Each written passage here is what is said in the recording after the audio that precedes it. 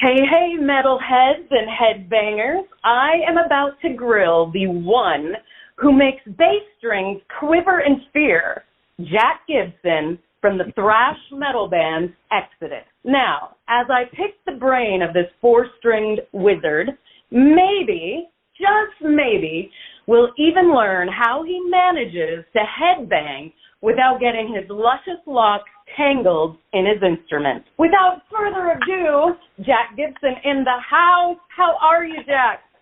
Hi, I'm doing good. That was quite an intro. Thank you so much for gracing us with your presence on my podcast, in my little piece of universe on the internet. So we are itching to dig into your life story, kind of like, it's the juiciest reality TV show ever. Mm-hmm. Not really. When you tell us what was the defining moment in your life when you knew music is what you wanted to do? That's kind of a hard thing to pin down. I don't really know that there was a singular moment, like a eureka moment. I think that it was something I was interested in, and then before I knew it, I was just too deep in it to turn around, at that point. I had never found I'd never found anything else that interested me enough to pursue it professionally, or even something I could just tolerate, that made money. And so I think just before I even realized it, I was years into it, and that's just what I was doing, Yeah. And so how old were you when it started? Well, I started playing bass in like the last couple of years of high school, I think. I'd played piano lessons and guitar lessons, but not more like young kid lessons, like learn to play this song and learn to play this song, and then I had some friends that were guitar players, like rock, they were rock guitar players, and so I just decided to kind of pick up a bass so that I could play with them. You know what I mean? And, I get it. That's cool. And then I just got good at bass, and it was kind of at a time when not many people were dedicated to playing bass. So I just, once I got even kind of good, I just had people that wanted to play with me a lot, and it just kept me busy. Yeah. And are you still tickling the keys? No, I can't remember a goddamn thing from piano, hardly. Yeah, like nothing. So what are I do still play guitar very badly, but I can pick up a guitar and still do some stuff. But yeah, no. So what are some of the steps that you had to go through to get to where you are today in the band Exodus? At first I was just, teaching myself bass and taking lessons from just guys that I knew. And then I ended up going to BIT in Hollywood, MI school. And it was really during the golden age, Paul Gilbert was teaching there, and Steve Bailey, Gary Willis, Billy Sheehan, like Mr. Big just got big the year that I was there. Oh my God. The first half of the year that I was there, their album had come out and nobody gave a crap. And then somewhere like half a year later, it went to number one and stayed there for a bunch of weeks. But Billy was still coming in maybe once a month and doing just open counseling. You could just, if you were a bass student, you could just go in and sit in the room with him and talk to him. And so it was a really good time to be there, and be down in Hollywood. There was still a Sunset Strip at that time. And like Guns N' Roses was the big band at the time. So I was down there for a little while, and then I found a thrash band there at school that I really liked, and we ended up moving back up to the Bay Area. They were from out east, and they wanted to go up to the Bay Area, so we went up there And kind of at that time, metal was dead, like especially that type of metal. It had kind of come and run its course through the Bay Area. So that band kind of fizzled out, and then I just happened to be at the right place at the right time to hook up with Tom and Gary. Exodus was defunct at the time.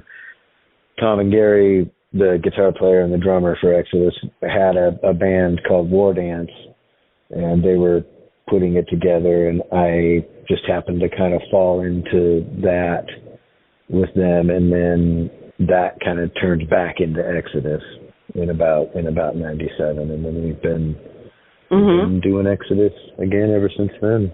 That's amazing. So what is your favorite Exodus song? I will tell you, I like the Toxic Waltz. Toxic Waltz is a good one, yeah. I mean, that's kind of maybe our most popular song, especially from the from the old school era. I like that song. I think Deliver Us to Evil is my favorite one. That's off the very first album that I didn't play on, obviously. But it's a weird song. It has 3 different keys. Like every time it cycles around and starts the verse again, it modulates to a different key, and it does it twice, and you kind of don't notice it until you sit down to play it. And it's kind of one of those weird things where it's not a like in your face songwriting gimmick, like, and now we're raising the key, like it's not like we ran out of ideas and so we're modulating. Like it's like part of the riff, like the riff plays and then ends up on a higher note, and then the next verse it starts on that next one. And so the riff is in 3 different complete shapes on the neck. Like each verse is totally different, played completely different.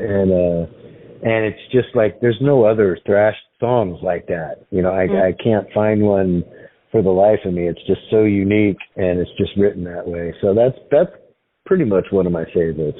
And I'm sure that makes it more interesting and to play, unique. Yeah, it's fun to play. I mean, it's we don't play it too often because there's other songs off Bonded that are kind of must play songs every night, and it's not one that we pull out too often, but I love it. Yeah. That's great.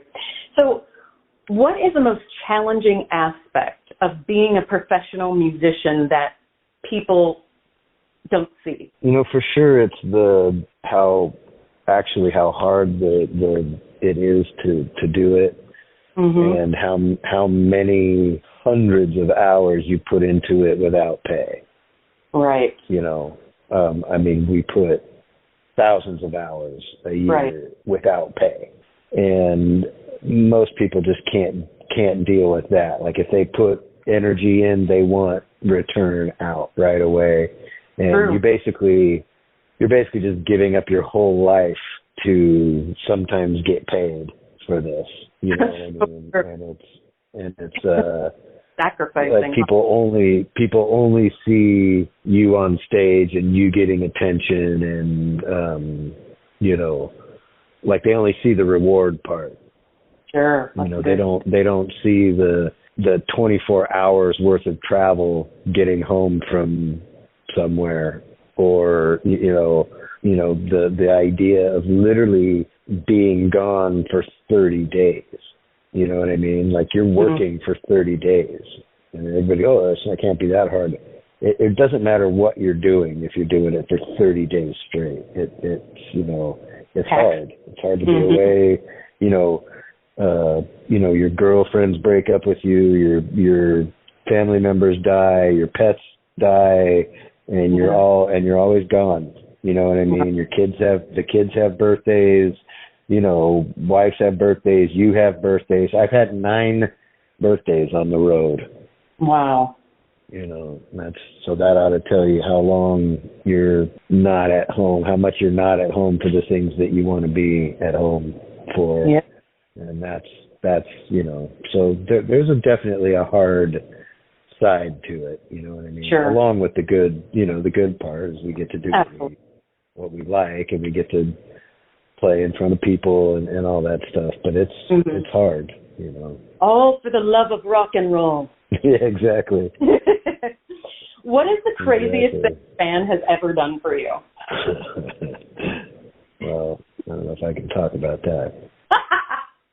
It's okay. We're all adults here. I mean, you know, the fans are pretty killer, and they really just want to give you, you know, they want to share back some of what they've gotten from you, and you know, we've gotten amazing gifts, you know what I mean, from fans. You know, one time in Japan, Gary got a whole like Exodus customed out remote control car, like one of those really nice, you know, gas powered, you know, RC cars that go like 60 miles an hour or whatever. Wow. You know, they drawn us comic, you know, hand drawn comic books, hand drawn like anime.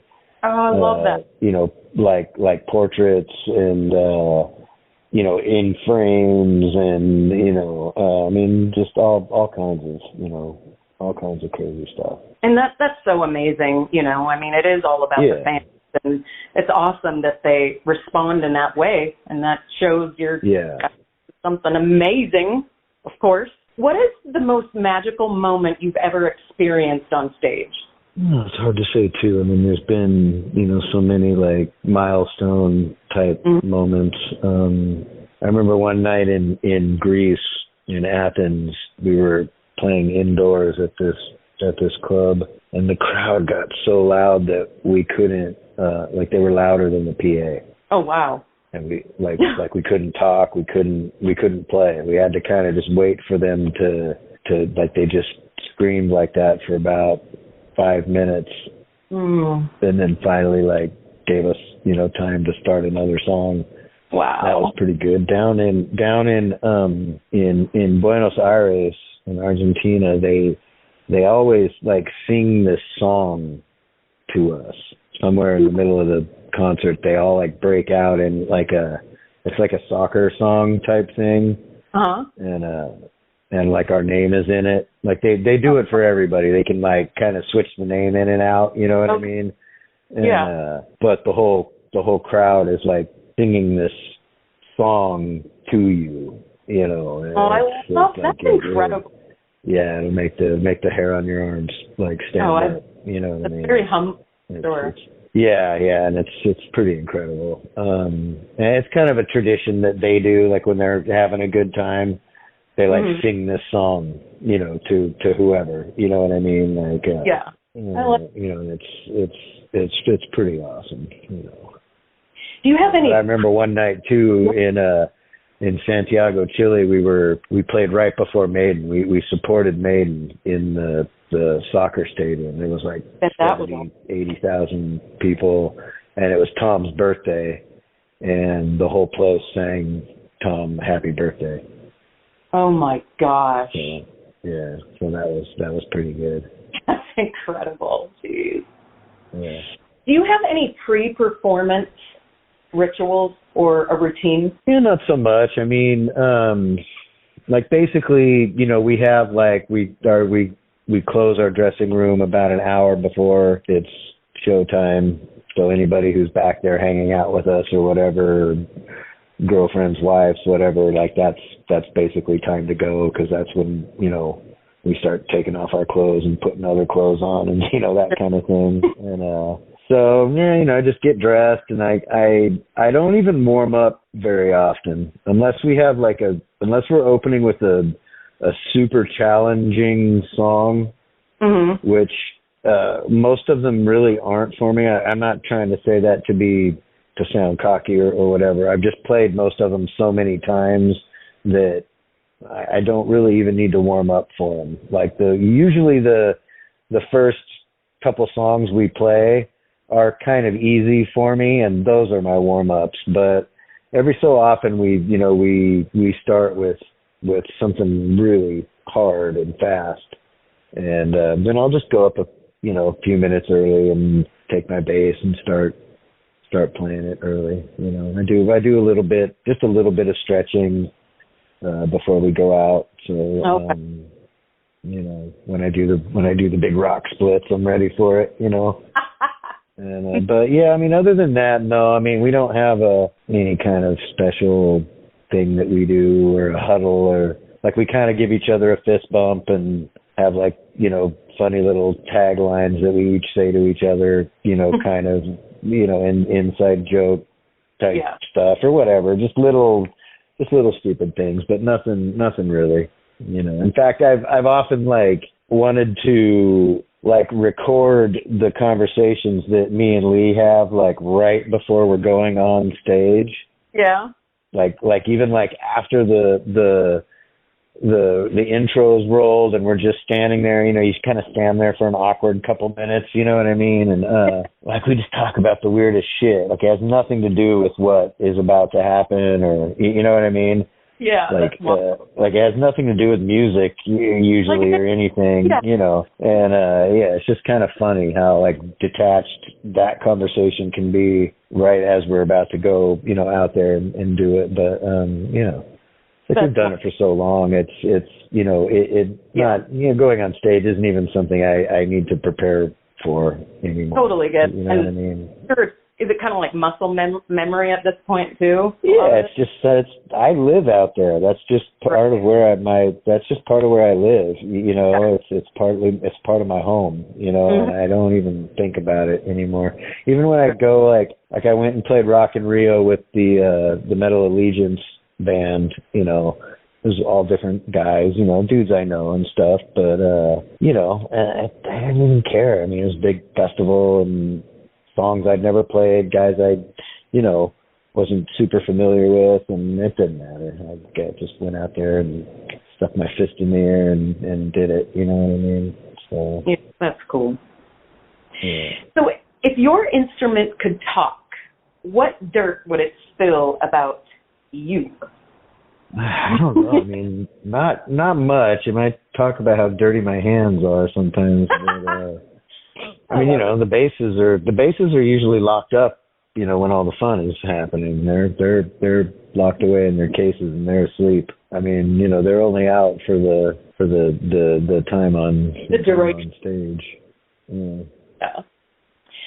So, what advice would you give young musicians just starting out? In addition to that, what advice would you give musicians who maybe are a little jaded at this point in their career? Well, it's funny because I would answer number 2 to number 1. Like, I don't know what to tell young musicians today because I am jaded. And it isn't that I'm just jaded, it's that, like, there's no music business anymore. Yeah. Like, I don't know, like when I was young, there was a path, right? There were steps to take. You got your band together. You put your music together. You started looking for shows, you know, and if you could draw people to your shows, you know, then the next step was that label people would be interested. Then you had to get your promotional pack together to give to the labels that were interested. You know what I mean? And then you tried to get signed, and then you tried to make records and sell records, and like those steps don't exist at all anymore. Yeah. Like now it's like the step is make a band or not even make a band. It's just go viral. Right. Well, I don't know how to do that. You know, don't ask me how to fucking do that. I'm you know, I'm in my 50s. I don't know how to do that shit, you know. Like it's totally a mystery to me. I don't know what, you know, like I don't know how things get popular now.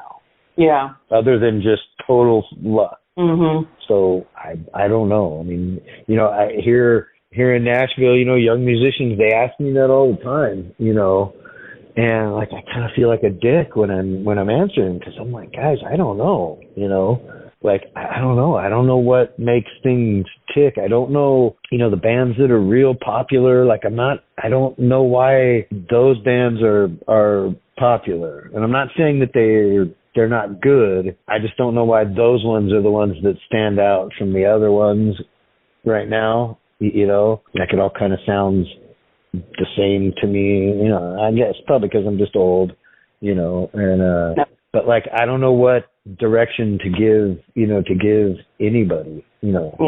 I mean, we are living in different times, that's for sure. I mean, it's all a whole, you know, it's not like it was back in the 60s and 70s, and it never will be again. No. I mean, it's like there's no business. Mm-hmm. You know, I mean, once they started giving the music away, like there's no business. You know what I mean? Like we don't. Yep. Like, we don't sell shit for records. If we don't go out and sell T-shirts, we don't make money. I'm a T-shirt salesman. I'm not a musician, you know? Like, I'm literally a traveling tchotchke seller. You know what I mean? Like, that's what we do, you know? Yeah. We play music to try to get people to the door and sell them our fucking stuff with stuff printed on it. You know what I mean? And like, that's the business. If you can't fill up a room, you know, 50,000 units moved on the internet, then they don't want to talk to you, you know. I know. You're right. It's true. It's a shame. And like, you know, and I mean, any day now, we're all going to lose our jobs to these fucking robots. Yeah, well, that's once the AI figures out how to actually make music that people enjoy, like, they're not going to pay us to do shit, you know. Oh goodness. Well, let's hope that's not going to happen. Yeah, it's already happening. I know, but I still believe, you know, live music is where it's at. People will always. Well, that's true. That's true. But I mean, at this point in time, most of the music business isn't that. Most of it is licensing and you know, commercial like jingles and you know, music editing and music recording and music. Well, all that's going to just disappear. Yeah. There's going to be 50 people out there who make music that people are, you know, interested in that can't be reproduced. You know what I mean? And then the rest of it. Like, who's going to pay somebody to write music for a movie? Right. Or like, you know, pay an orchestra, you know, pay 60 people to come in and perform it when one guy can just go and it comes out. And you know, we're not going to know the fucking difference. Things are changing so fast that I don't really know, like, what to say. Well, I know what to say to all that. It's a long way to the top if you want to rock and roll. That's right. That's right. Jack, our last and final question for you is, what do you feel is the meaning of life? Man, I don't even know if there is one. I mean, I guess, you know, from a strictly biological standpoint, it's to, you know, procreate and continue the species, you know, but I really don't know, you know. I'm not particularly religious, but I'm not, you know, like particularly agnostic or atheist either. So I just don't really know. You know what I mean? That's okay. I don't really think I've ever heard anybody who's totally got it right. You know, and oh yeah, for sure. So, you know, I just don't know. You know, I think we have this opportunity to be here and, you know, be conscious this time, and you just have to take advantage of it. I think, you know, try not to waste time. I mean, we all waste time, but you know, you just have to try not to. Jack, thank you so much for sharing your time and your wisdom with us. Yeah, I am so grateful. And to everyone listening, I know I just said it, but you know I always end like this. Always remember, it's a long way to the top, baby, if you want to rock and roll. It's a long way